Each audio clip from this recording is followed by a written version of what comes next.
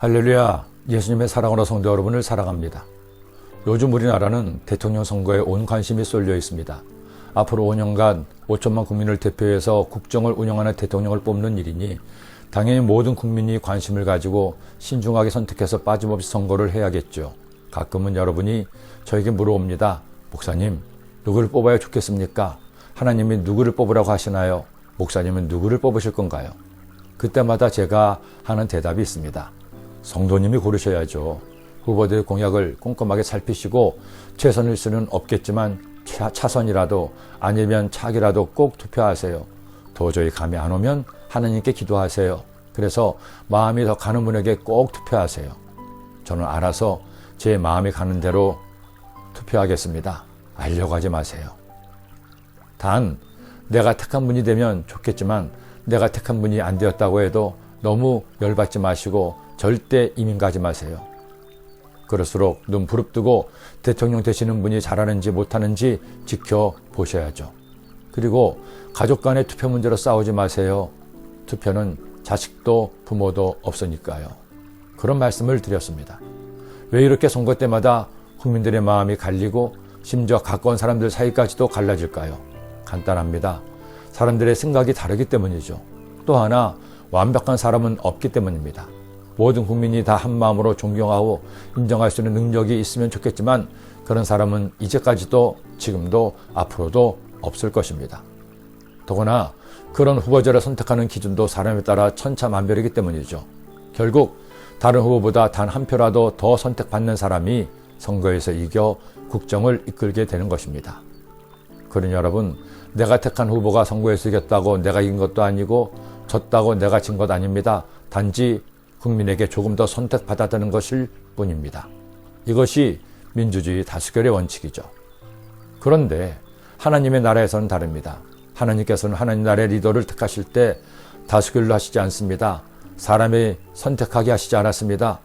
애굽에서 나온 이스라엘 백성들을 인도할 지도자 모세도 대제사장 아론도 하나님을 섬길 레위인도 심지어 성막 주위로 진을 치는 지파들조차도 사람이 투표로 정하지 않았습니다.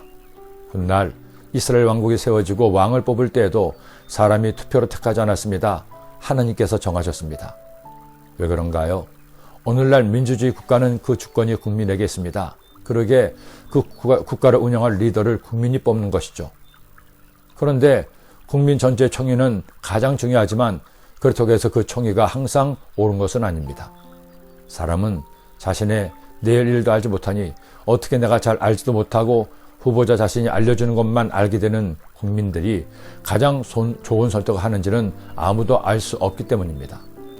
그런데 하나님은 다르시죠. 하나님은 사람의 모든 것을 다 아십니다. 하나님은 사람의 과거도 현재도 미래마저도 아십니다. 그러게 사람에게 뜻을 묻지 않습니다. 하나님이 직접 하나님의 사람을 택하여 당신의 일꾼으로 삼으시는 겁니다. 그런데 이 하나님의 뜻에 반기를 든 사람들이 나왔습니다.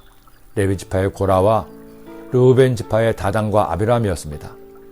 그리고 리드의 반열에 있는 250명과 그들을 따르는 무리들이었습니다. 그들은 주장했죠. 모세와 아론만 거룩하냐? 우리도 거룩하다는 것입니다. 자신들도 리더가 될 자격이 있다는 것이죠. 결국 하나님께서 그들 사이에 개입하셨습니다. 지진이 일어나 모세와 아론을 반대하는 이들이 땅 밑으로 꺼져버린 겁니다. 그가 이 모든 말을 마치자마자 그들이 섰던 땅바닥이 갈라지니라. 땅이 그 입을 열어 그들과 그들의 집과 고라에게 속한 모든 사람과 그들의 재물을 삼키매. 사실 그들은 모세와 아론에게 반역한 것이 아닙니다. 그들을 세우신 하나님을 반역한 것이었죠. 그리고 반역의 배후에는 뿌리 깊은 교만이 있었습니다. 저는 이번에 더 많은 국민들의 지지를 받아 대통령이 되는 분이 누가 되든 교만하지 않고 겸손했으면 좋겠습니다. 대통령이 되었다고 자신이 잘난 사람이 아님을 알았으면 좋겠습니다. 모든 권력의 부패에는 권력자의 교만이 원인이 되었기 때문입니다. 나만이 옳고 나를 따르는 이들만이 바르고 정의롭다는 생각이 결국 그를 무너뜨리기 때문입니다. 대통령이 섬길 국민 중 반 정도는 혹은 그 이상은 선거에서 그를 반대했기 때문이죠. 그러니 나의 진영뿐 아니라 상대방의 진영에도 귀를 기울이고 존중하고 배려하는 그런 대통령, 그런 여당이 되었으면 좋겠습니다. 그래서 이 땅에서 더는 패거리 정치가 판을 치지 못하고 서로를 존중하고 협치하는 진정한 민주주의가 꽃피기를 기도합니다. 기도드립니다.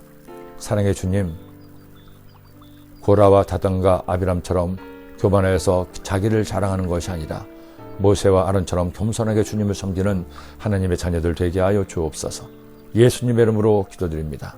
아멘.